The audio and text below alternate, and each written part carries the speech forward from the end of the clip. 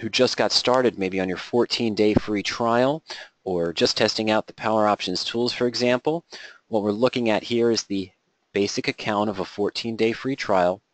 And I encourage you to make sure you take advantage of the 4 steps here. You can download that quick start guide, go through the free flash tutorials. We have a variety of archived webinars and live webinars during the week. And of course, any trial member or subscriber can schedule a coaching session at any time so that you can talk with myself or with Ernie or with one of the other staff members. We'll walk you through the tools on the site and we'll answer any questions that you have. All right, speaking of questions, our first question comes in and it's from Andrew. And Andrew says that earnings season is approaching. Well, earnings season's already been upon us. We've had a lot of recent earnings that have come out. You saw things the other day on Carnival Cruises, of course, and Red Hat. What were some of the other ones I traded? Nike, Micron. I'm trying to think of one of the big ones I had last week. It's not coming to my mind. I do apologize. I'll think of it in a little bit. But Andrew wants to know, earnings season is approaching. What is the best way to protect long options on earnings date? Well, Andrew, it depends on what kind of long option you're in and if you have any gain or loss on the position. I'm going to show you something here. I'm going to change my criteria slightly. I'm going to leave it here. I'm going to go into long call, but I'm going to go into back test. Okay, so I'm going to take a look at some of our testing tools here. I'm going to run a long call search. I'm going to tweak it just a little bit. We're going to go back about 4 weeks, okay? All right, so I'm going to go to long call. I'm going to search on August 29th. Let's go ahead and run just a basic search on August 29th. And let me try this one. Let's try my long call, see if we find anything. Something we set up during one of the last screens there. All right, so these are far out options, 140, 150 days out in time. But I want to make an adjustment here. I want to see if there was anything that would have happened on these positions. I don't want new gold. I'm going to put in some stock price filters as well. So let me scroll down, and this is a historical search. So I'm going to put stock price to be greater than at least 20. Yeah, we'll leave it at 20. And what I also want to do is I'm going to check the box from earnings date between now, maybe 3 weeks from now. But remember, now is on August 29th. So let's see if we find anything on this search now, restricting our criteria a little bit. Okay. All right. So Rockwell Tractor Supply. Let me see. Did I have the earnings date selected? Yes, I did. 10/25, 10/26. Not really what I'm looking for. Let me see that. Let me go back again. Oh, sorry, that didn't save for some reason. Let's try it again. Go ahead and submit that. Oh, I know what's happening. If this happens again, I know what's happening. My apologies. All right, so what's happening is that actual filter between now and X weeks from now wasn't available. It was just added to the long call search. Recently, it wasn't available on August 29th. So here we go, Dollar Tree, perfect. This was one no, that was sooner than that. There's the one I did trade in August. Okay. Well, let's go back in time anyway. Here's what we're going to do. Couldn't find one that I want. I'm not going to keep playing around with the search. I'm just going to go to Nike. And we're going to go to the chain. And I'm going to go back to historical chain for August 29th. All right. Let's see. Here we go.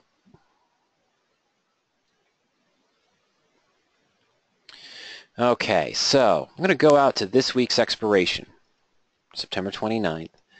And at the time, Nike was trading at 52.73. It had just dropped $1 on August 29th. Looks like it's a downturn. Maybe we still feel like it's a strong stock. So at the time, maybe I bought the just out of the money 53 call on Nike. 53 call. It looks like a midpoint there of $1.59. Wouldn't you agree? 149 bid, 169 ask. So let's say I bought 10 contracts of Nike 53 call at 159. on August 29th when Nike was trading at 52.73. Now let's go ahead and look at the quotes page, stock research, and earnings were coming up on 9/26, around that time. I think it actually came out on the 25th maybe, but around 9/26 is when earnings were expected. Okay, now let's go back and let's look at our September 29th call, the beginning of this week. Okay, I'm going to go back in time. Let's just start off on the 21st. Okay, so we purchased in at 159 is the 53. Ooh, kind of hurting here. It's at 177-ish. It's still profitable right now. It's only got about 20-30 cents of profit. So going forward, oh shoot, no. That's why it looked profitable. It wouldn't have been profitable. I didn't think so. All right, the 53 calls, bid of 154, ask of 171. About 17 cents. Let's call it 18 cents. So let's say the premium was 163. Okay, so where are we at here? Let's again check the quotes page just real quick. Okay, so it's 9/26 again. Okay, and that's same date? Yeah, same date. All right, so now we have to make a decision. We purchased the call 159. It's currently at 163. Have a small gain. We could give all of that up if Nike falls, or we could gain if Nike bounces up in price.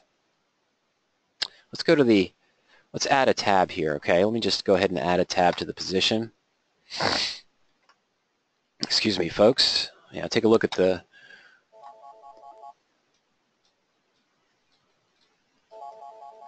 and I forgot to mute the phone. That was my fault. So what I want to do here is I'm going to go to the custom spread tool very quickly.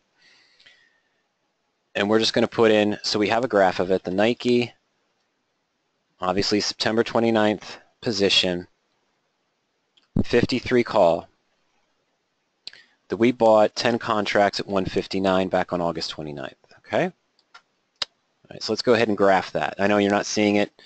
There we go. Now you're seeing it. Just wanted to get it in there before it came up. So here's our long call. And even, we have $1,590 invested in the position. We know that earnings are coming up a few days. We don't have any real gain or loss at the beginning of this week. So what we're looking at here is how would we protect it going forward? Let's go back to the option chain. On or around the 21st here, beginning of the week, or at the end of last week I should say, we wanted to maybe add some protection. Well, how much do we want to pay? This is where you have to be questionable. Whether you're in a long call or a long put and you're holding the position to earnings, you're asking me how to protect the position. One might say, well, just sell an out-of-the-money call to help hedge the loss. Okay, well, that's something we could have done. Back in time, looking at the chain, I could have sold the 54 for about $1.10 for the September 29th expiration. 54 at the time, could have sold 10 for $1.10. Now what's great about this, creating a calendar in this situation, I'm sorry, it's a bull call debit spread, my apologies, but you lower your risk from 1,590 down to 490. Okay, so here was trading around $53 or so per share. We had about a 4-cent gain on our call, but we're going through earnings. We still have time to expiration. You decided not to close it because you don't really have a big gain, big loss. You wanted to hedge it. Well, you could sell the out-of-the-money call, and if the stock gaps down to where it is now, you would have only lost $4.90. But if the stock had moved up 5% and moved up to 55 or 56, you could have only made $5.10. Not bad. It's a 1-to-1 risk-reward ratio about what you now have invested in the position. So that's not bad at all. But again, if it was a bigger decline in the position, you might be able to profit. So converting it to a vertical spread or perhaps a calendar spread might not be a bad idea. You can reduce the risk significantly. depending on the position and if you had a gain or loss prior to going into the scenario on the long call. Remember, we're just holding this 53 strike for September 29. We didn't really have a gain or loss on it, about 4 cents a gain. We cut the cost basis down by a third, from $15.90 down to $4.90. We can still make a profit of $5.10, which now our new debit on the position's only $4.90, so we're still making about 104%, but if the stock, again, gapped up to 56, 57, or 58, we would have missed out on any further upside. And if it dropped down to $48, $49 per share, well, we still would have lost $4.90. So if you have a long call and you're going into earnings, maybe we can buy a cheap put. Let's take a look here. It's not going to probably be worth it. Let's do the 52.5. This would have been on the 21st now. Okay, September 21st. Let's do the 52.5 at 110. Yeah, 110, 115. I'm sorry. We'll do the 52.5 at 115. So we're going to create a strangle. You can see already that this didn't pan out for us, but it might have initially. What do I mean by that? All right, so here's our position. We now have twice as much invested. Instead of $15.90, we're at $27.40. We're still risking $27.40, but that's if and only if the stock was trading right at $53. After the earnings, it did not move at all, and it stayed there for the next 5 or 6 days to your expiration. Okay, so what we're looking at in this position is we have a lower and upper break-even that seem pretty significant, but again, if there is a wild swing on the position, we may be able to take a profit. Well, let's go forward. Okay, let's just go forward one day at a time. Now the next day the stock's at 53.24, still hasn't moved that much. Okay, the 53 call still around where it was priced, about $1.60, and our 52.5 put still around where it's priced, about $1.13. Okay, no volatility run up, nothing of that nature yet, and now the stock's stable again. This is on the 25th, so we've got 162 to 168, still about our gain that we had on the call, and our put right now is about exactly at the same price, about 117. One or two more days forward here. It's up 47 cents. More profit here. And you're losing now here. It's a big bid-ask spread, 60 cents bid-ask spread for that out-of-the-money put we paid about $1.17 for. So we could still get maybe $1.07, $1.10. Our long call, though, is now at about 190 or so. So we've got about 30 cents profit there. And then the next day. All right, that's where we take the hit. It wasn't a big drop. It was only down 103. Now there's the problem. That volatility that we had that was increasing those options right before earnings is now dried out, and the movement wasn't big enough for us to profit on the downside at all. This is a scenario I wanted to show. You tried to protect the long call. In this case, we can see doing the vertical spread would have been much better, okay, because the move was only 1.5%. It wasn't large enough to give us a significant burst to the downside. Now, you might have an entirely different position, Andrew. I use this as a quick example because it was near term. Okay, so we take a look at Nike. Let's just look at the chart real quick. And there's that big drop on the 27th. Now, it dropped down as low as 51. So that's what's interesting. It opened just at above 52 and ended at 52.60. But if you would have caught it during the trading day, that's what's tricky with earnings. If you catch the drop in that first 10, 20, 30 minutes, or it may have just dropped a little bit in the first half hour, and then by noon it was down here, but then by 4 o'clock it was here. It's hard to catch when you're trying to play these types of movements and these types of scenarios. And again, today it's just about where it was. So in this scenario, depending on the time frame, we can take a look at that too. We could have gotten out here. Our 52.5 put would have been worth $1.50, but guess what? That gain you had in the call would have evaporated entirely. You know, that 4 cent, 5 cent gain for the 29th expiration, we had here at the 53 strike, and the stock was down to here, this probably would have only been worth 20 cents, maybe 10 cents. Your put would have increased drastically, but the total cost in the position would have been a loss. You needed a larger movement. So do you know what the movement is going to be necessarily? No, you don't. And that's what's a shame. I traded this as a long straddle and ended up losing 20% on the position, much less than I thought I would because I got out at this point. But the difference sort of buying I think I bought the 52.50 call and the 52.50 put for the 29th expiration on the 26th. The gap down here when it went below 51.50, I think I got out of both. It cost a total was $2.30, I think, premium between the two and the 52.5. And I think I got out for about was $1.95 or $2. So I lost about 30 cents. No, it was 25 cents. I lost 25 cents on the investment at $2.30. So really about 10%. But it was still a reasonable loss. Didn't get a gain. If it had dropped further and gone down to 49, both your position, protecting it with a 52.5 put, and my position would have been profitable over that. Now, another common way to look at it, or a different way, I'm sorry, I didn't mean to say common, Andrew, but a different way to look at it, not particularly this stock, but let's say you owned a February call or maybe a January call. You had bought something a couple months ago for long-term growth, but now earnings are coming up. Well, you still might want to treat it the same way. Buy an out-of-the-money put for a decline to protect the downside.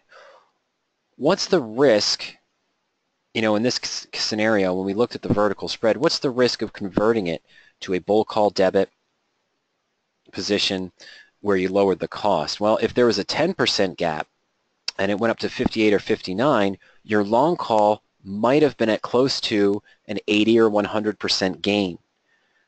Turning it into a vertical spread, you saw that you still would have had that $100 or 100% gain based on the new adjustment on the position, but at the same time, you would have had a further gain if you just left the call alone. You just don't know. So another way to approach it is if we had a longer term call that had a gain in it. And we're coming up to earnings now. Let me see, this might be an example here. I want to see if this is a position. This just had earnings, I think, recently, and it didn't do anything, if I'm not mistaken. Oh, it's coming up. Oh, it's coming up at 11.2. Perhaps. Okay. So that's not necessarily a good one. I'm going to go back. I was going to do this. Sorry. I'm going to change strategies. I'm going to go in a long straddle.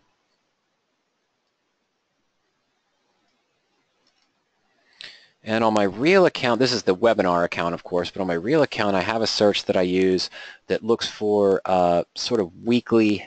Yeah, I don't have it here. Let me just clear this out. But it looks for weekly options.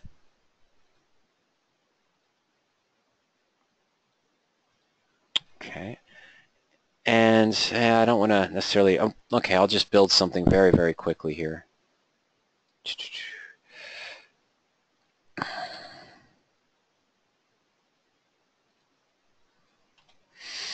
And yeah, I'm just going to look for something.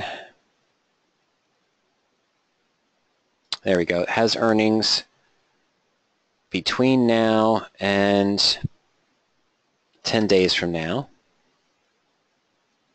Days to expiration, we're going to go 2 to 10, roughly.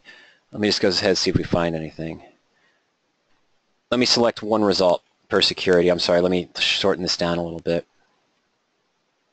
Okay, so there's PepsiCo and Cal-Maine Foods. Both have earnings coming up, Cal-Maine in 3 days and Pepsi in 5 days. Now, the risk with these types of straddles, of course, is that on Cal-Maine, oh wow, that's a terrible structure. I should have made that a little better. Yeah, I'm sorry. Let me make this a little bit better, folks. Probability sum, I want a net debit less than 5. Don't want to be more than 1 under or 1 over. I don't want to pay $3.80 for the call and 80 cents. All right, so there we go. The October 41, a bid of 320. which is, you know, the 41 is about an 8%, 7.5% debit against the stock price. So it would almost need a 7.5% movement up to 44 or down to 38 in order to be profitable as well. Okay, so that's kind of a trick there on those as well. But again, let's look at this better position, sort of at the money. Now my upper break even, as I mentioned, 38.35 and 43.65, and really with this shorter term position, that's what you need. You know, because there's not going to be any time value left on these. The volatility crush will exist. So when the earnings come out in 3 days on Cal-Maine, if it's not above 43.65 or 38.35, that's going to hurt. But let me go back in time once again very quickly. Let me just save this search. And with this type of structure, you need to be right almost about 58-60% of the time in order to profit long term, which is sometimes difficult to do. But I'm going to go back test now. And let's go into the Smart History once again.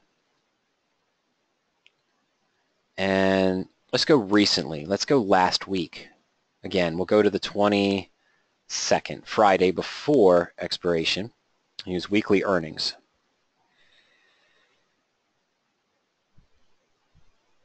All right, so it's running the history for me.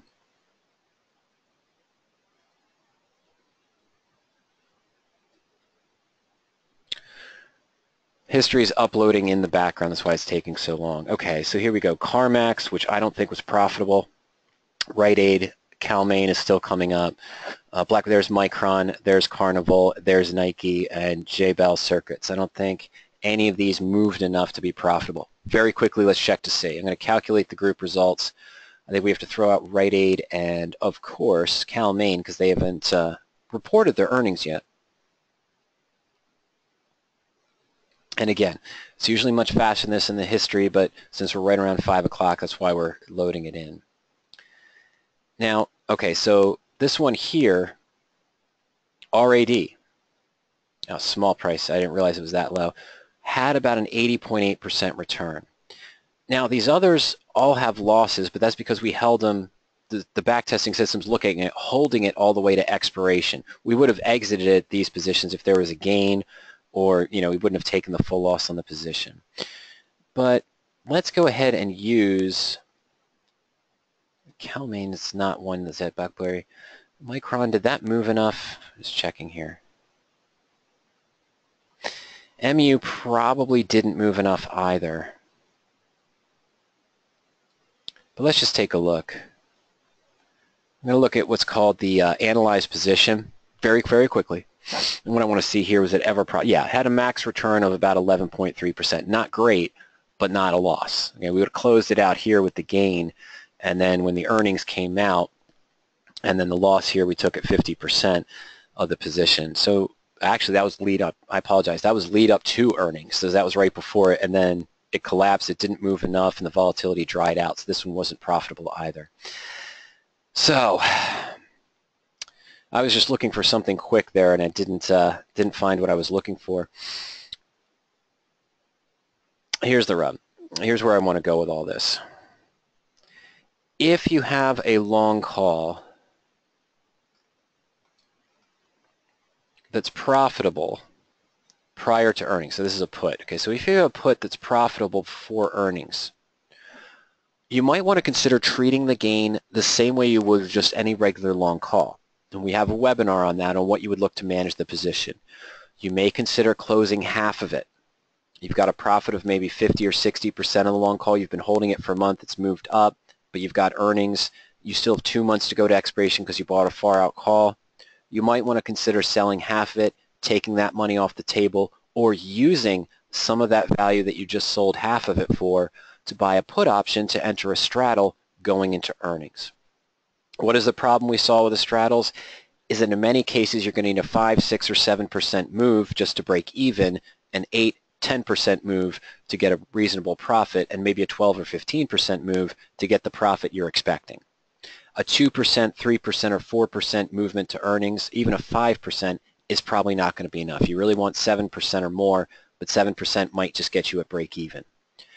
And it's the same thing with adding a low-cost put into the position right before the earnings announcement unless you already have a gain in your long call, and take some of that off of the table to either help pay for the put or to lower your cost into the position. Let me try another one very quickly as an example. I'm going to go to the chain for Planet Fitness. This is actually a married put that I'm in, and about 20 to 30 days ago, I know the stock was about $25 per share. It was actually under $25 per share. So let me go back to September 1st. Let's see where we are there. Now, their earnings aren't coming out till November. Let's see, Planet Fitness here is at 25.17. It's a good enough start. And I'm going to go out actually to November. It only offers monthly. Andrew doesn't offer weeklies. The 25 was priced, we'll call it 145. Okay? So, going out September 1st, we buy the November 25 call for 145 on Planet Fitness that was trading at 25.17. Let's go back to the custom spread tool here. Let's put that in just to take a look. Now really I'd be tracking this in the portfolio. I might put in there too to see what kind of adjustments we could make. But I'm going to put this in first. 25, we'll buy 10 again, price of 145. So it was done when the stock was at 25.17. We paid 145. We see now it's currently about 245, 260. All right, so we've got a gain on the position. We're in the green here, well before expiration, of course. And now we want to consider how to protect it. First things first, let me add it to the portfolio. And yeah, we'll just do a new one again. We'll call it PLNT long call. So we're not quite at 100% gain yet, but we're looking pretty good. We're going to buy 10 on September 1st with a price of 145. Now, why did I do that? Well, when I'm tracking a position in the portfolio, you see we have a gain of 108, so we're up about 75% on this long call. The earnings date is coming up. Let's check the important dates in the portfolio. It's a 10/26. We're still about a month away.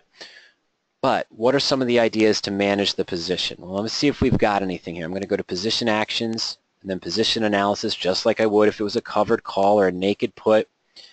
For example, we've gained right now a gain of about 69% with the time value still remaining. If the stock does not move between now and expiration November, we'd have a profit of 36.6 when that remaining $5 of time value decays out of the position. Now it shows us some opportunities here,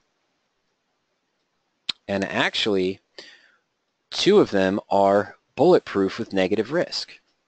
Okay, so what we could do here is sell to close that sell to close that call and buy a higher strike call and have no risk on the position. Now how does that work? Well, we've got more gain in the position than it would cost us to go to the next higher strike call. So let me go to Simulate Trade here in the position analysis. And this gives us a breakdown of the position. So here we go. We've got a new position. The original position is in red. This is our long call with a risk of 1450. If I sell to close the 25 call now at 245 and then pay 300 for 10 contracts of the 30 call, we sort of have a net credit of 1,000 because I paid 1450, closing it at 2450, 1,000 gain, and then of course we're paying another $300. So we have a $700 net credit. We own a call at a net credit. So this is one way you could consider potentially locking in a gain on a long call prior to earnings. Now if earnings come up and the stock moves up 10%, or roughly 260, well, I'm going to be right at around $30. But again, on 10/26, I still have a month of time value remaining in this option. So we still leave some upside open. Now, I will admit freely, in this case on Planet Fitness, I'd be more tempted to try to go with a 27.5 call, for example, as opposed to this 30 call. But because this is a position that I'm in, I know that unfortunately it only offers 5 positions. Okay, I mean, it only offers 5 strike differences with monthly expirations. Okay, so that's how it comes into play. In this case, I'd probably want to use the 27.5. But now let's simulate this back on, let's go back to the profit and loss chart. And let's simulate what would happen if I did something different. I know earnings are coming up. I know I have a gain in this long call of about 70%, 75%. So instead of doing let's do what we just did, but change it. Let's say that I closed the November 25 call. Okay, we'll call it 245. And then rolled up to the 30 call, which was only priced at 30 cents. I have a $700 net credit. And the 25 puts in Planet Fitness are only trading at 50 cents. So let me do that. Buy 10 now. All right, so what am I doing? I'm putting in $800, which means now my net credit, my guaranteed profit's only $200. But if it drops below 25 from earnings, if it drops that $260 or almost $3, let's say it goes down to 23, I'll have more profit maybe in the $2,000, $2,800 range. And if it goes up to 31 or so, we'll be in that range too. I'm still making a guaranteed profit no matter what happens next. That's assuming I already have a gain in the position. Another way we could look at it is what I mentioned before. Let's clear all this out. What happens if you sold 5 and left 5 open? Okay. Well, you're going to generate $1,200, so you have a debit of $225.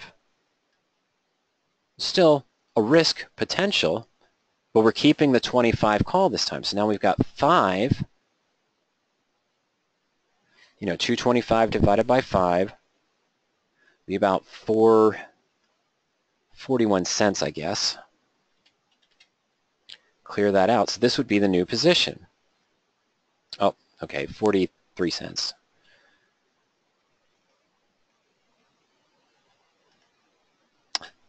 My math is terrible today. I do apologize. There we go. All right, 225. So now, instead of risking $15.90, if earnings come out and the stock collapses on your long call position, you've only got a risk of $225. You could still lose that. But if the stock goes up to 30 or 31, you're looking at a potential gain of $2,775. Which you don't have right now. Of course, it still could go up. But again, could we do the same thing we did before? We could now protect that, spend that 40, 50 cents for 525 puts now, but we're going to add to the risk. And see, now this is not as pretty as a picture as we wanted to, because the stock's already at 27. So if it falls to 25, it falls 2 points for poor earnings and is trading right at 25, you lose the full 475. But it could profit to the downside, not likely to drop 30% down to 20 or so. But if it did, you're going to be a profit of 2,000. If it goes up to 30, you're at a profit of 2,000 as well. Okay. In the first example we ran, based on the prices that we tried to look at for Nike and the premiums that were available right before that earnings on the 26th, that vertical spread did not seem like a bad idea. Remember, we had maybe bought 10 contracts on Nike of the 53 call for $1.59, so it's $1,590 at risk. We were able to sell the 54 calls, only $1 difference in strike price, but I think we were able to get about 120 or so. So we cut the whole risk from $1,590 of what we paid into the calls to only about $490. And that's a drastic reduction. So now, right before earnings, if Nike collapsed and dropped down further to $48 or $47, you would have only lost $490 on your 10 contracts of a vertical spread. Of course, if it gapped up to 58 or 59, you wouldn't have made any more profit than that dollar difference in strike prices times your 10 contracts, or what was about 511 or so. It was 500 profit, I believe it was 510 profit off the 490 investment, so we're seeing 104% return. But you wouldn't make more if it gapped up further. If you have a gain in the long call already, and by gain I mean a reasonable gain of maybe 50% or more, you may be able to roll the call up to a higher strike. We saw that first, where we canceled all of the risk on the position. You had a negative maximum risk if we rolled up to the November 30 call. What does that mean? It means there's no chance for loss, right? So the premiums that we used by selling to close our original call, in the Planet Fitness example, getting a $1,000 credit, using some of that to buy a higher strike call, we own a November 30 call at a credit of $700. No risk going into earnings, still potential for upside, but you're expecting a large gap in that scenario. And then we showed, of course, I could buy a put at this point, the 25 put for only about 40 cents, I think it was, 50 cents, still had a profit of $200 guaranteed, but now I had a strangle, which can still profit in the downside or the upside, but you still need a large move. And last but not least, converting it to just a straight straddle at this point, well, your still risk is at 475 or so in that scenario. I can't move these calls or puts closer in than November. I can't go to October because the earnings are coming out on October 26th. So being in the October series would do me no good unless the stock continued up as it has been and stays at 27 or goes up to 28 or more. Okay, so that's the case. But we were just using sort of the historical tools there originally, the back testing tools, so I wanted to try to see if we could find a good position that had a gain in it heading into the earnings. Looks like Planet Fitness is the best one. I guess always stay with what you know in that scenario. That position as a married put is up, the stock's up 8% from when I got into it. The married put by itself right now I think has a profit of 4.4% or so, so a little bit above 50% of the gain we have in the stock. And I could bulletproof the position soon. I'm just not doing it yet. I'm waiting to see another signal there also. All right. Yeah, Martin's comments is like, Martin's comment, excuse me, says, how in the world will I ever be able to use the software like you do? Is it through the training videos? Yikes. Well, yeah, the training videos there will help you get to do it. You also want to make sure, Martin, you take advantage of the coaching sessions so you can talk to us. I know it kind of seems like we jump around a lot. Half of what we just did in jumping around was using the back testing and the historical tools, which are very useful. But again, the key points here is that when you're looking to analyze a position, I took Andrew's idea, the question off the bat, and used the custom spread tool to illustrate the profit and loss, but I had to use the historical chain to get accurate prices to see how they moved first. But when you're looking to analyze an adjustment or a position, the best thing to do is always put your position into the portfolio to track it. And as it moves up and down, whether it's a covered call, a married put, a collar, calendar spread, bull put or bear call, or any vertical spread, go to position actions and then position analysis. And that gives you a breakdown of your current position and where you are right now. You can see what your gain is if you closed right now, what it would be at expiration if you don't make any adjustments and the stock's trading at the same price, and you'll see some rollout opportunities. Now again, let's take into account what we did before. This one's kind of annoying because again, it only has the $5 strike differences. We don't get a lot of strength out of it. But there's a thought.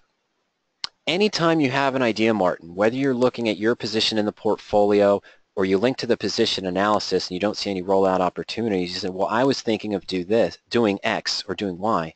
Remember, graph it first. And click what if calculations. This is the same as going to the profit and loss chart. So the question here we saw is that, well, the stock's at 27. I've got a November 25 call that's got a gain in it of about $1,000. I didn't see the idea there of selling to close 5. Okay, so we simulated that. What if you know, which we do, that earnings are coming out on around October 26th, which is after standard October expiration? Well, I don't necessarily want to sell the November call and create a vertical spread because it only offered 30 cents, but what's my risk right now of selling an October 25 call, which expires on the 20th, 6 days before earnings, even though it's in the money? Could sell the 25 call for October, holding a November 25 call, but I can get 215 of net credit. So that wasn't in the rollout opportunities. But if it's something that you want to see, you had an idea to do it, go to the custom spread tool, go to the what if calculations, the profit and loss chart, run that out. Now see, here we're in a calendar spread where we've got a $700 credit on the position going to October expiration, but the worst case scenario, my apologies, is we're going to make $700. Now what's the difference here? Come October expiration, I'm either going to have to close this 25 call if it's still in the money or cancel out of the position. But look, you make a guaranteed profit now of $700. That best case scenario with the earnings coming up, if we rolled up to the 30 strike, remember we had that sort of bulletproof long call, we'd call it, okay, that was at $700 also. What's the difference between the two? In this calendar, I might be closed out in October. And if it's trading in this range, we're looking at a nice profit of about $1,300, $1,400, the peak of which is about $1,640 if the stock happens to be right at 25 at October expiration. So what does that mean? It means you missed the earnings unless you bought back in. You took that profit, let's say you made $1,000, you take it and buy back into the calls. Well, you could sell to close your call right now and make $1,000 and not even worry about closing out a new position going into October. You could close it out now and make that same profit. So I don't know if this is a great idea. The other thing that's missing is even if I close the best case scenario, even if the stock drops down to 25 and my call expires worthless, well, the benefit is I'm holding the 25 call now instead of the 30 with that same risk-reward profile. Meaning if earnings come out and it gaps up, I'm still profitable, but if it gaps down, I still don't have a loss.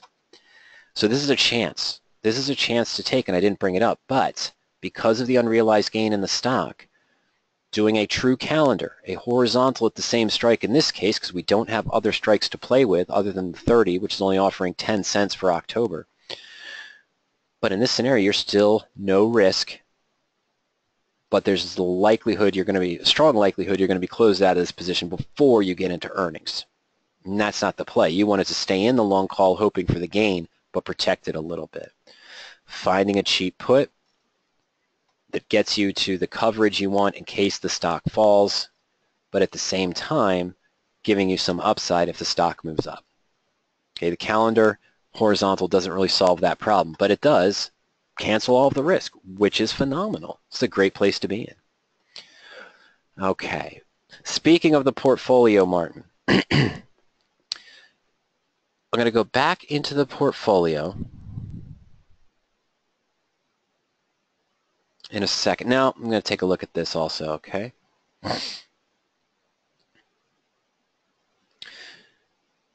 Oh, of course, Sam brings up a good point.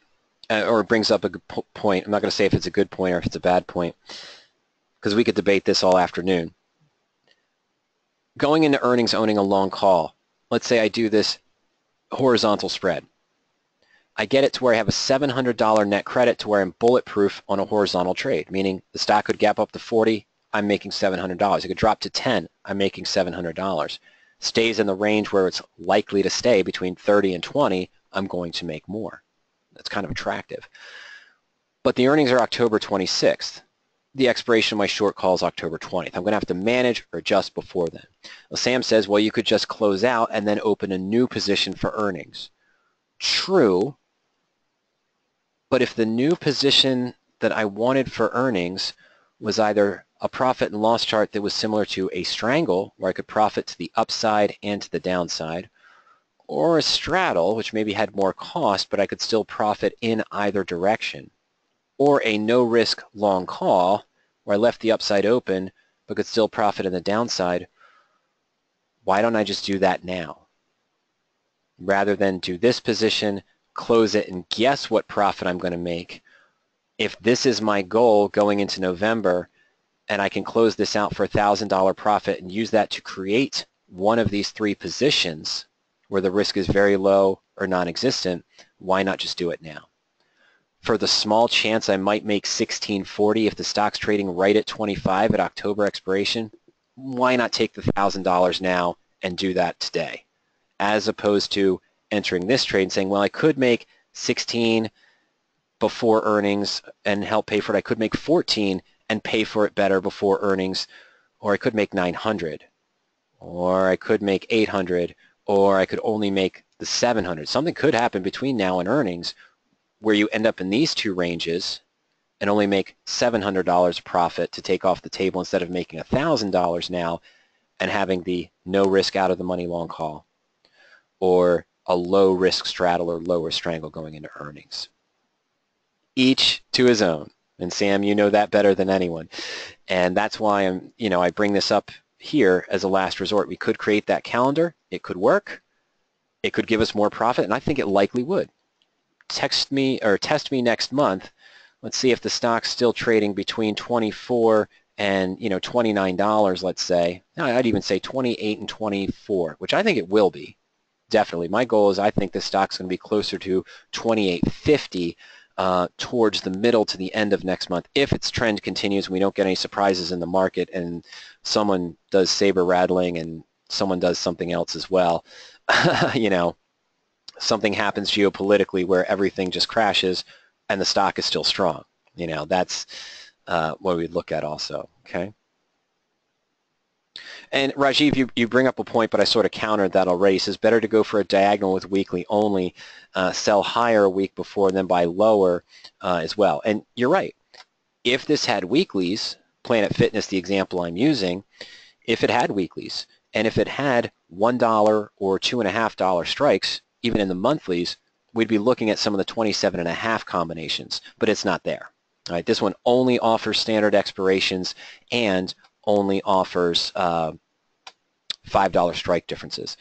But I brought it up as a point to illustrate what to do, what I would consider doing with a long call that has a gain. Sell half of it, take some of that profit off, roll the whole 10 contracts up to have a no-risk long call, and then maybe enter a cheap put at that point, or to have that no-risk strangle that we saw, zero-risk strangle with a profit of $200 guaranteed. But you're right, wide upper and lower break-evens.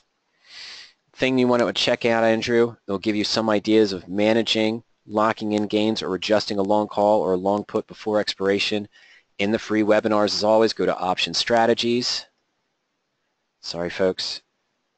And down here in our Option Strategies section, managing your long options. You may have already viewed it. I may have already pointed it out to you.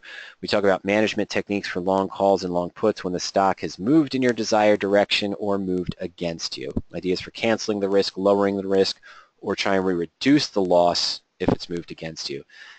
Any of those ones for reducing the risk or locking in some of the gains, if you have gains now, will be the same approach you might want to consider trying to protect the position going into earnings, or converting it especially into a straddle or strangle so you can try to profit in both ways with a management done first so that you can take some of the risk off the table. Play with the house's money, as Sam says. All right.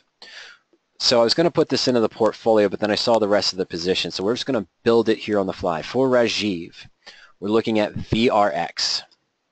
Now, this is a position that either came to expiration today or expired. By the September 29, 14.5 call for 78 cents. All right, so let's just keep the math simple. I'm just going to use one contract. So we're buying the 14.5 call. We're selling to open the 14.5 put. It's going to be a short stock position for 98 cents.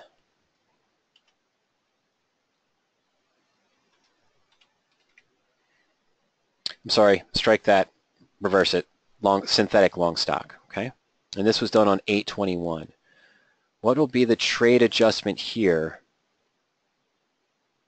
And VRX priced at 14.32. Debit moved out to next week. Is this okay? All right, so here's the position. Your synthetic long stock position, there's your $20 that you mentioned. You got a $20 credit for entering this synthetic stock position.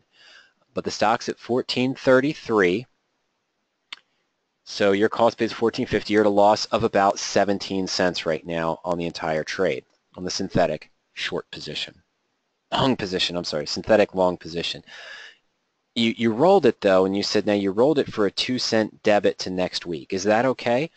Well, you're obviously bullish on VRX. I've never looked at Valiant. I know what it does. I know it bounces around from time to time. Let's take a look at our short chart again. Okay, and it's a big dip here. Ooh, that must, whoo. I'm not going to say no offense, you got lucky, but you got a little bit lucky. There's a drop down about 13.50, and then it snapped back today. So you got a little bit lucky with that snapback, but good play by you. You at least waited and were a little bit patient, knowing what your loss was. You could have lost more. You had the good run up here, and August 21st back here is when you got into the position. So it's showing some strength now. Whatever this event was yesterday that took the stock down to about 13.49 or so, the stock recovered from today and ended up almost back up to 14.50, where you probably would have been at break even or a small loss. So you rolled the position out looking for next week. Now, all I can say is, you're asking me if it was a good move. Well, not knowing the stock, all I can say is I think it was a good move in the sense that, so I'm just setting my indicators up to Bollinger Bands. Let me put in the 20-day moving average. I like to see the Bollinger Bands, the MACD, and the RSI as part of my analysis. So it's condensing. MACD is actually getting closer and closer up, and the RSI has bounced back. The Bollinger Band's condensed after that movement. It's moved back above its 20-day moving average. So these three factors here, I mean, it crossed over recently and is still, the MACD, the blue line, is still moving above the signal line, and they're getting closer to the divergence. The RSI popped up. It is showing strength, and it moved back above its 20-day moving average. So these are all sort of positive bullish indicators, short-term or long-term. Of course, we're looking at shorter term now.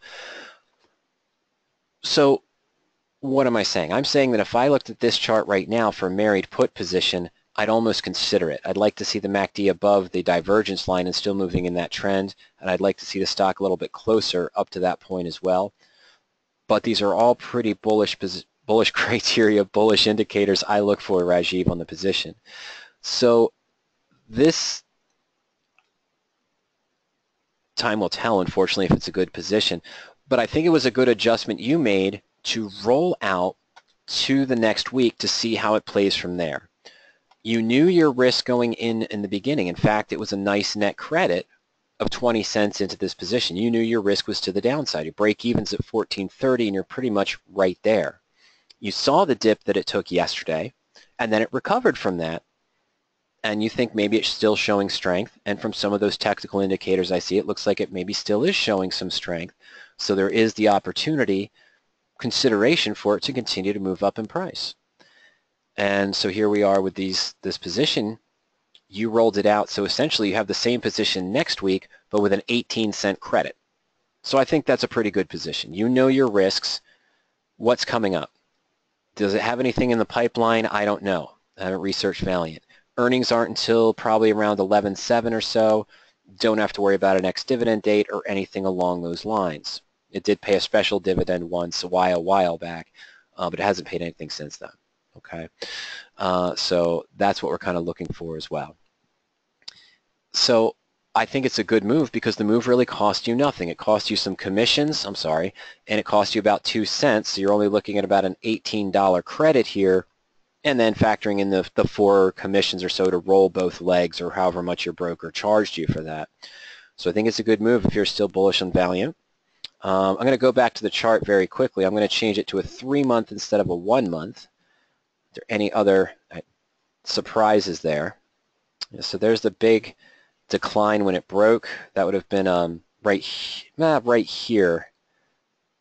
Probably would have been my exit target point when it broke below the 20-day moving average and went below the Bollinger Band. And I probably wouldn't have bought. That's always risky. I would have considered buying here, but didn't get the second confirmation.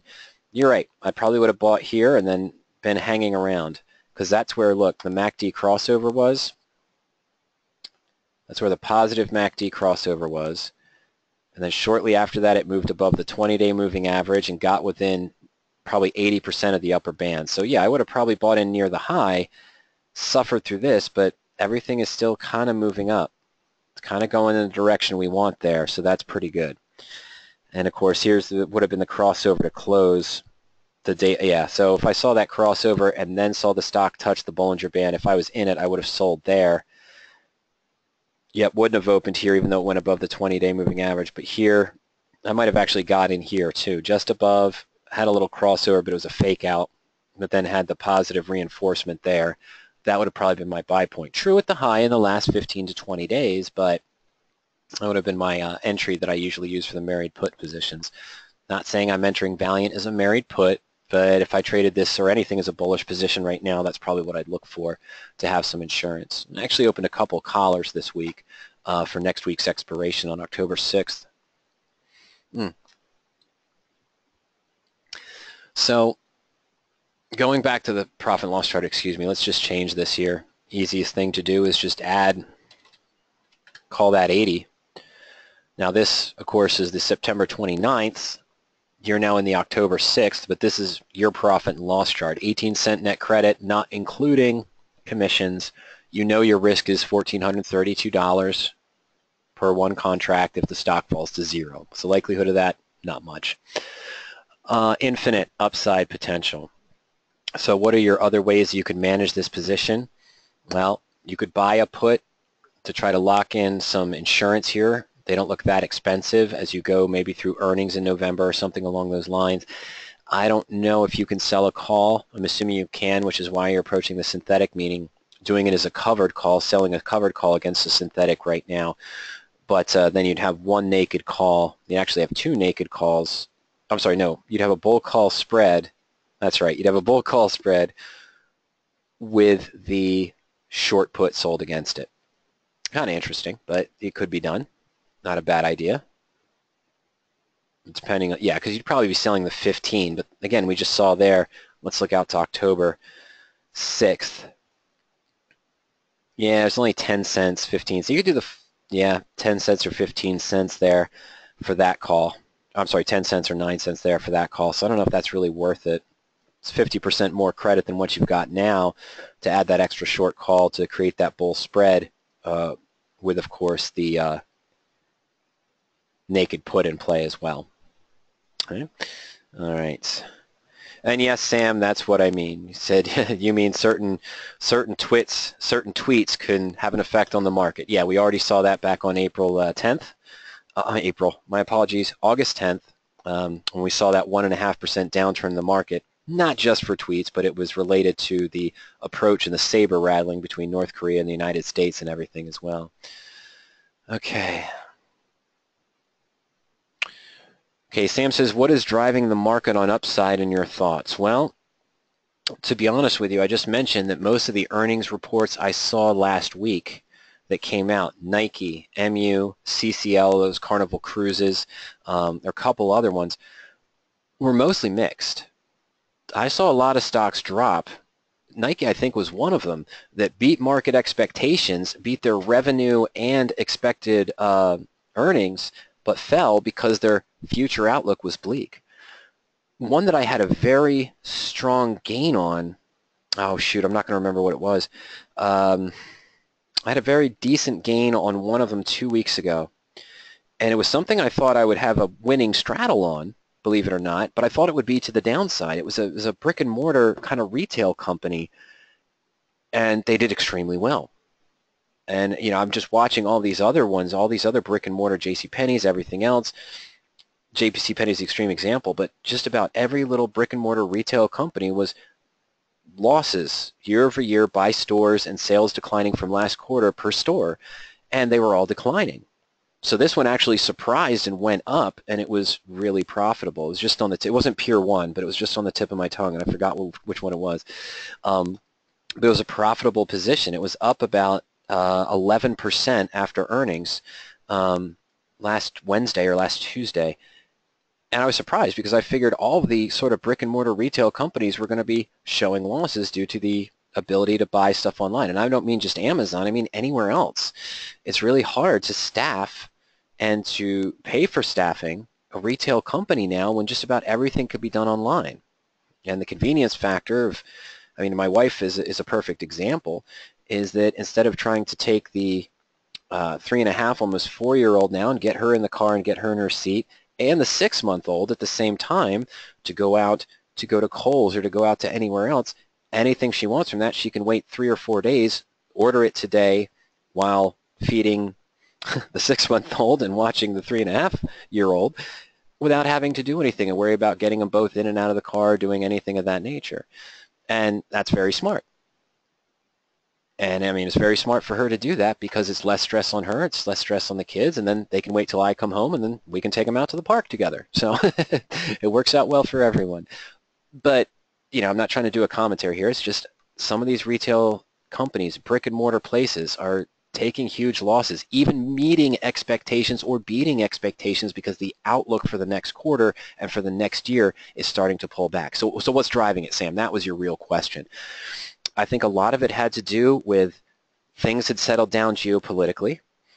Now, we might see something hurt us. We all could. The effect of final tallies of insurance quotes and damage in really 4 hardest hit areas geopolitically. We still want to think about Mexico, of course, you know, with the earthquakes and everything, and the 1 or 2 actual hurricanes that hit them too. One came from the left and one came from the right shortly after the earthquake, one right before, one right after. You've got Houston. You've got the Keys. You still don't know what the damage extent is down in the Keys and in lower Florida and poor Puerto Rico. We have no idea what's going to be. Last tally I saw was a potential $95 billion rough estimate to repair infrastructure, electrical, water, sewage, plumbing. That's just to get started, you know. So those kind of things, and there's a huge floods going on, monsoon season, I believe, ending or just getting into the thick of it across the sea, of course, in different parts of Africa and some parts of, there's terrible, was it storm and flooding, I believe, in, was it Indonesia? Somewhere, I forget where, sorry. Forgive my rudeness, I can't remember where I was reading about that. But again, the things even here close to home, the total tallies, that might have an effect. What's driving it now? The fact that I think the hurricanes are gone. We know there's devastation, we know there's aftermath, but they're done. There's no more threat of further impending doom. The VIX isn't creeping up because of that. Things on the surface seem to have settled down to looking over to the east, for lack of a better term, into the North Korea area. They seem to have been calmed down a little bit. You mentioned it perfectly, Sam. The VIX, look at this. It's surprising to me. I didn't do it today. I meant to do it today. I was watching these positions, and I've got something else for you guys coming up in about half an hour to 45 minutes, believe it or not. Never stop working. I might be buying calls on the VIX. Let's take a look. And it's at its near low. I mean, it's really low. It's getting lower each day. Of course, what's been driving this, the factors I mentioned, there was the GDP report, I believe, came out the other day. And, of course, someone asked me this yesterday. Said, well, didn't you think the VIX and the market would go down when the healthcare vote failed? And I said, no. That was actually probably the best thing that could have happened. And I'm not saying that as far as taking the side of the left or the right, Republicans or Democrats or anything. Market considerations. That bill not being able to even go to a vote this week was the best thing that could happen, I think, for markets. Because had it passed, the uncertainty of what was in it, regardless of what you've read, regardless of what you think you know, what news source you watch tells you they know about it, the unknown is there. How is it going to affect insured people? How is it going to affect insurers themselves? Positively or negatively, no one knows. That's the VIX. That's the fear in the market, the unknown going forward. Had they been able to vote on that and they got the 51 votes needed to repeal Obamacare, I think the VIX would have snapped up and the market would have pulled back because of uncertainty going forward. Them not even having a vote was a great thing for the market, for us. More stability. Not saying it's done and over with. I'm not taking sides one way or the other. I'm just saying that for us, that was a good thing because it enhanced the stability and kept it up. We were expecting a pullback this week. Ernie and I were talking about it. We were expecting a pullback this week.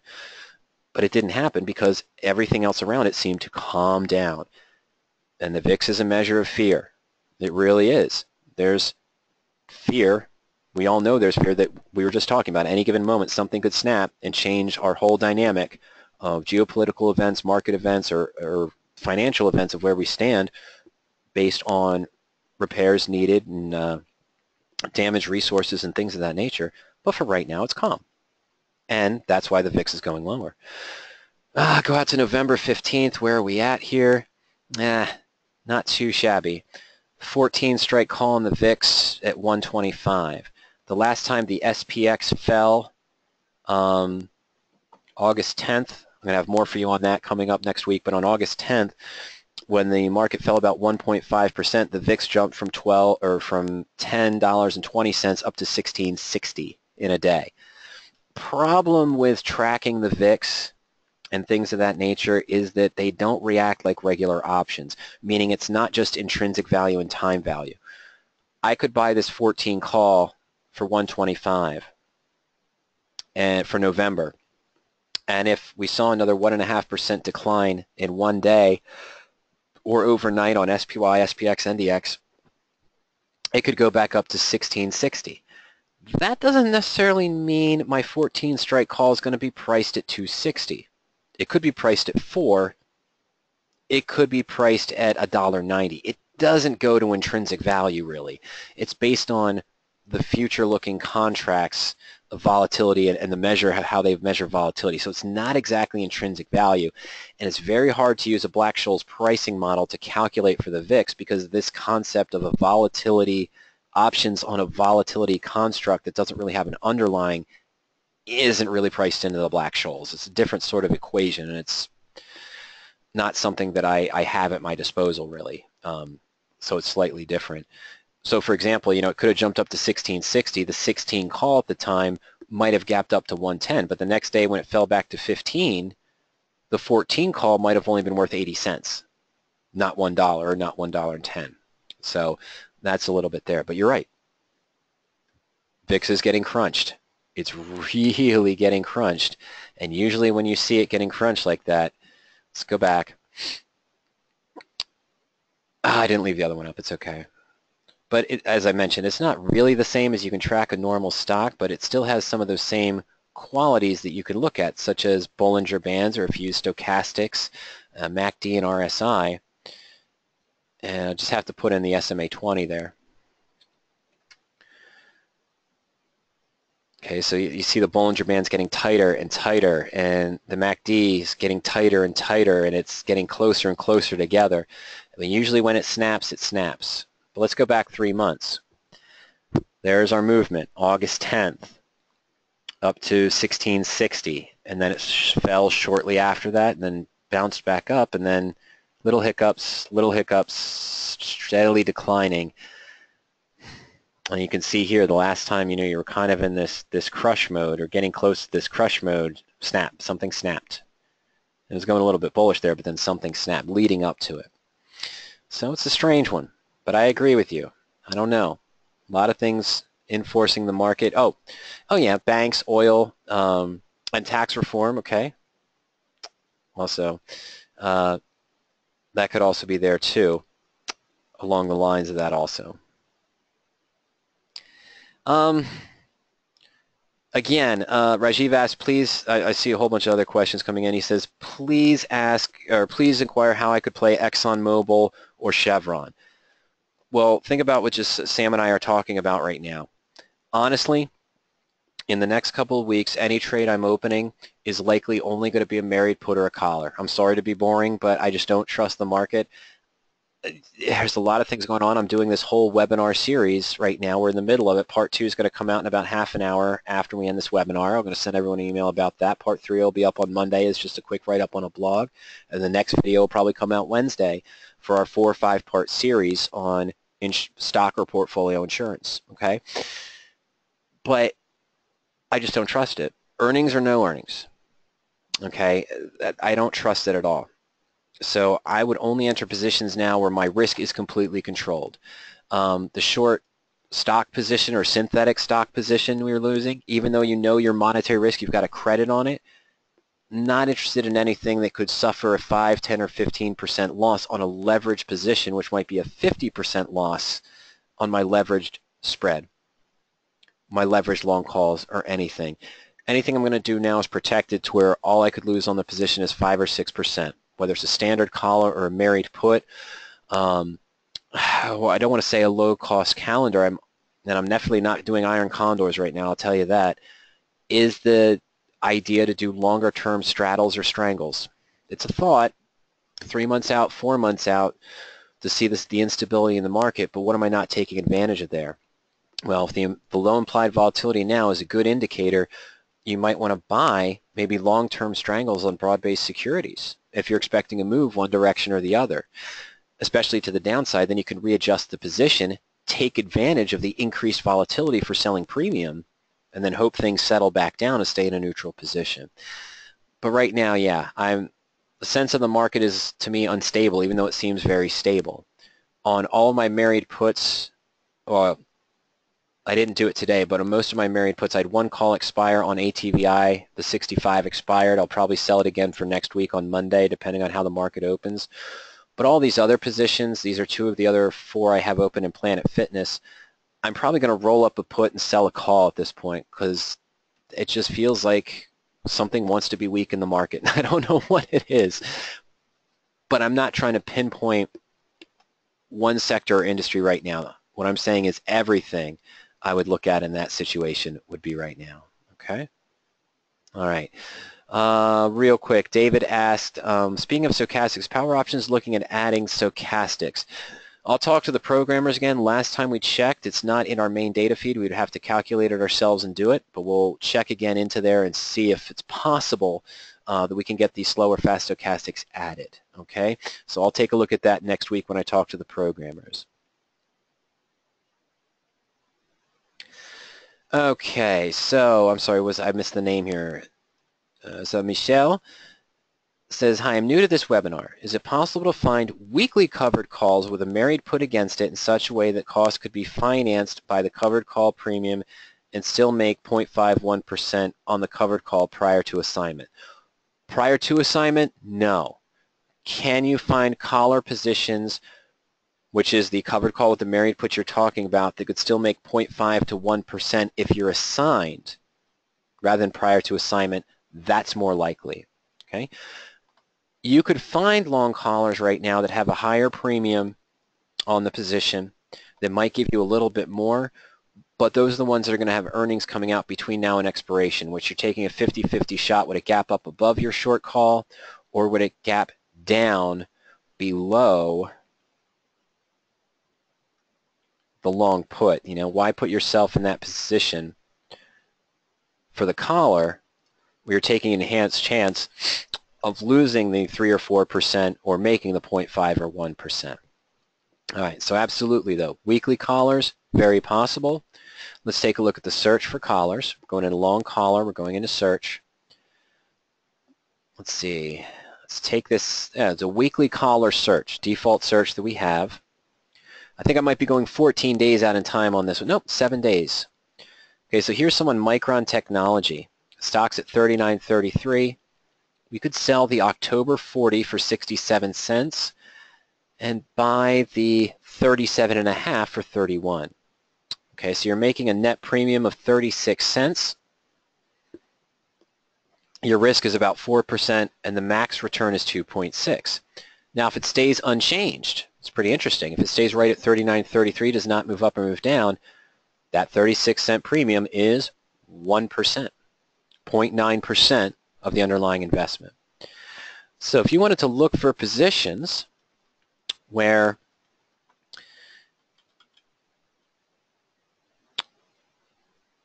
you have a collar 7 days out, start with the weekly collar search. It's a married put with a call. If you try to do a married put that was 5 or 6 months out and sell weekly calls against it, if that's what you're asking, then no. Okay, that's not how it works. If I bought a 6-month out put and sold a weekly at the money or just out of the money call against it, I'm probably looking at a loss to the upside. I'll show an example of that in a moment.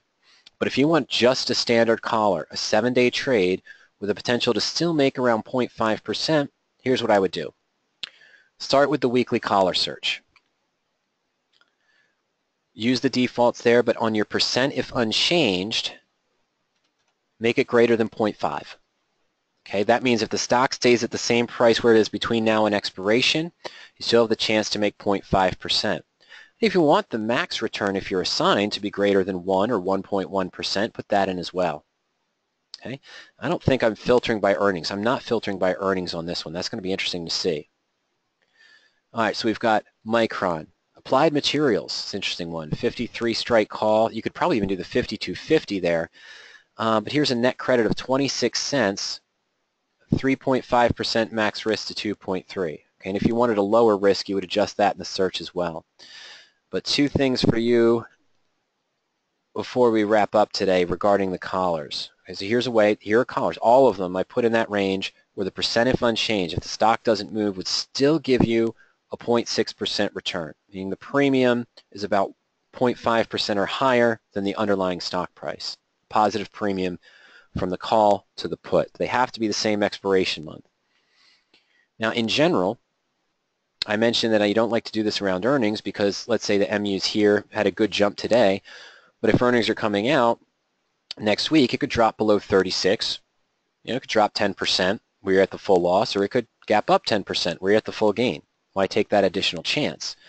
Find a more, find a stable stock that doesn't have earnings between now and expiration.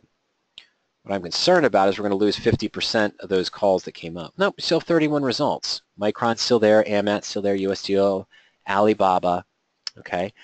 And if you want closer strikes, you can adjust the criteria to do that. Let's take Micron.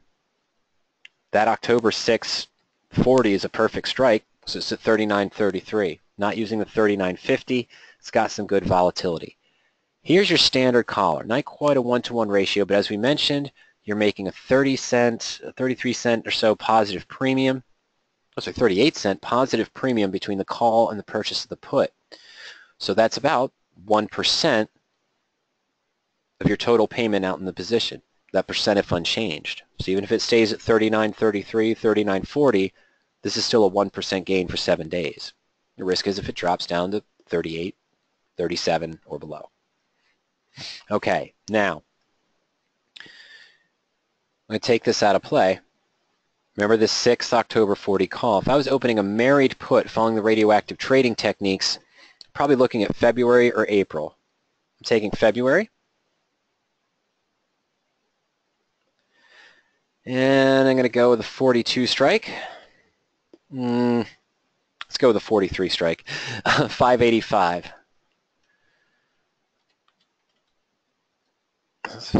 All right, so you have an investment of 45.18, guaranteed to get 43 back. There's a 4.8% risk. Not a bad trade for 140 days. Now what I'm going to do is go back in. It's the 40 at 67 cents.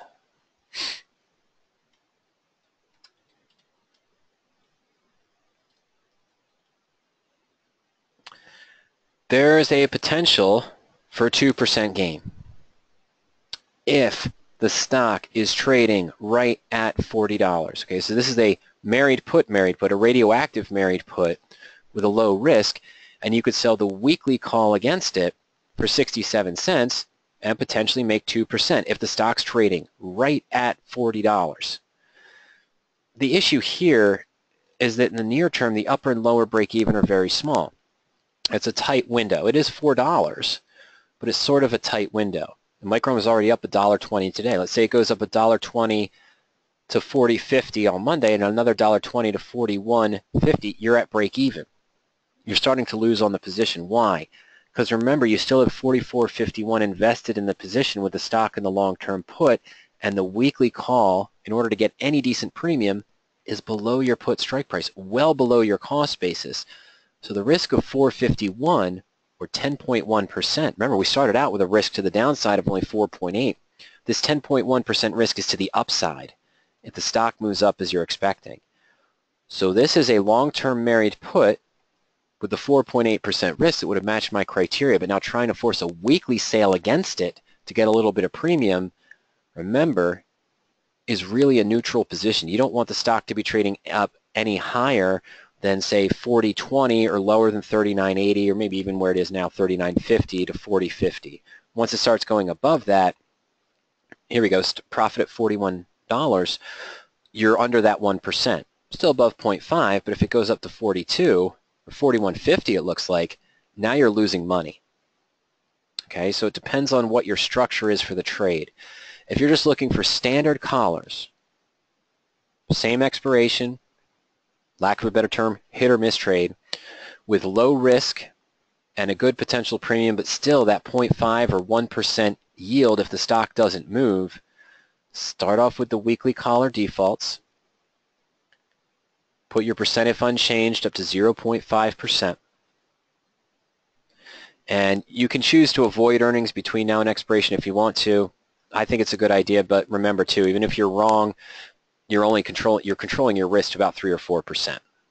2.5 to 4% is really what the risks are, with still the potential to make probably an average of 1.4, 1.5%, and 0.5, 0.7% unchanged. Not a bad combination for a standard collar position. But that's how you use the tools to identify them. You've got a default search you can use as a stepping stone for what you're looking for. Change the percent if unchanged, not the annual percent if unchanged. That's the static percent if unchanged to be greater than 0.5%. And then you can make your other adjustments to stock criteria, stock price, technical indicators, and more. And of course, as I mentioned, we'll take a look next week at the stochastics. All right. Well, ladies and gentlemen, I don't see any other questions here that have come through. I just want to remind everyone, of course, that if you haven't done so yet, you haven't started your 14-day free trial to Power Options, just go ahead and go to powerop.com, put in your first name, last name, and email address. You have full use of the tools for 14 days. You can use the portfolio tool to track your positions and evaluate the position analysis that we saw today. You'll be able to use the profit and loss chart to what-if scenarios. You'll be able to run the search for those different criteria we showed today, plus different searches and over 23 other commonly used option strategies to identify positions that match your needs. Our subscription service after that, the levels start at $40 per month for end-of-day data. We do, of course, offer real-time service. And today we showcased some of the tools for the historical going back 2 or 3 months, 2 or 3 weeks or so. We do have a historical service as well, access to the historical data, where our data goes back to 2016 there also. I'm sorry, goes back to April of 2006. That's where the historical data is. So you can run tests back there as well also. Okay, let's see here. I had a couple of questions calling in.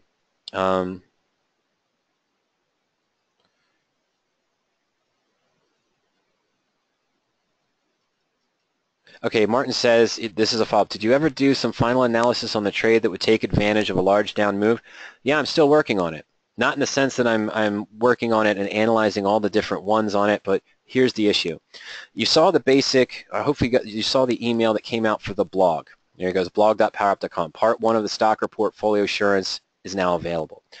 Part 2 is recorded. It's going to be up on YouTube in about 20 minutes, and I'm going to post it in the blog as well with an embedded link. That's on selecting the right put on a broad-based ETF. Different combinations that you can use for selecting a put to insure the portfolio based on how much you want to insure and what you're looking to do. Part 3 is going to be a write-up on a quick write-up. It will actually be posted later this weekend or on Monday. But it's a basic write-up introducing the more elaborate ways to protect a portfolio, such as buying calls on the VIX, buying calls on the 3 times bear SPY or QQQ ETF, or buying puts on the 3 times bull ETFs instead of the 1-to-1. Instead of using the inverse ETF, using the 2 or 3 times for better leverage, buying calls and puts there for better payment. And yes, looking at the back ratio spreads, which are almost impossible to find to be worthwhile. I'll answer that freely. Why did I bring up August 10th today? Because that's one of the analysis that's going to come out in Part 3 and Part 4. Looking at what happened with the movement on August 9th to August 10th, that 1.5% movement where the VIX jumped from $10 to $16, and the bear 3 times ETF went up about 5%, 5.2%, while the standard ones are falling down. Before that moment, 2 days before, 4 days before, 3 days before August 9th, there was no real useful ratio spreads that could have been found on SPY, on QQQ, or on IWM. It is a rare animal. I'm sorry to say, Martin, but as we saw in our other webinars, it is a rare animal. And even when you found the ones that had the credit that you were kind of looking for to pay you if it continued up on the upside, a reasonable credit of more than 5 or 6 cents, the dip between the middle, because you had to use a wide strike prices, didn't pay. You didn't get enough back in that situation. Now, if a back ratio could actually be found on one of the 2 times or 3 times bull or bear ETFs, in this case we'd be looking, when the market fell, we'd be looking at a back ratio put spread on the 3 times bull ETF, or the back ratio call spread on the bear 3 times ETF, but those are actually harder to find ratio spreads on as well. Those are the ones that had the good movement, but they were harder to find the ratio spreads that you were looking for also. Okay? All right, so, but that's what's coming up. And after I end the webinar, I'm going to type up a quick blog and embed a video to it for part 2, where we walk through selecting the put strikes. That's part 2 of the stock or portfolio insurance. Be at blog.powerop.com as well. And so that will be available soon-ish. And then part 2, of course, as I mentioned, it talks about the structure to use, the equation to use, and how to look for how many contracts of puts to buy, and based on what you want to protect. And in addition to the equation, evaluating the strikes of, is it better to go in the money, out of the money to be more cheap, at the money, what's the best cost effectiveness based on an expectation of the market declining. All right, so that's part 2, but part 3 and part 4 will come out next week. Part 3 will likely be the initial write-up on Monday of the definition of the more complex strategies, simple write-up and what you're looking for, and then part 4 will be the actual look at what happened during the flash crash, with the different ways to the different ways to protect a portfolio, and what happened on August 10th, the last 1.5% or more movement in the underlying. And of course, we'll look back a couple years, see if there's other ones and how each one of those performed. All right. Well, that about does it today, ladies and gentlemen. Thank you for joining me. Thanks for your questions. Look for our email, hopefully within the next half hour or so, regarding part 2 of the stock or portfolio insurance series, and we'll have part 3 ready for you on Monday as well.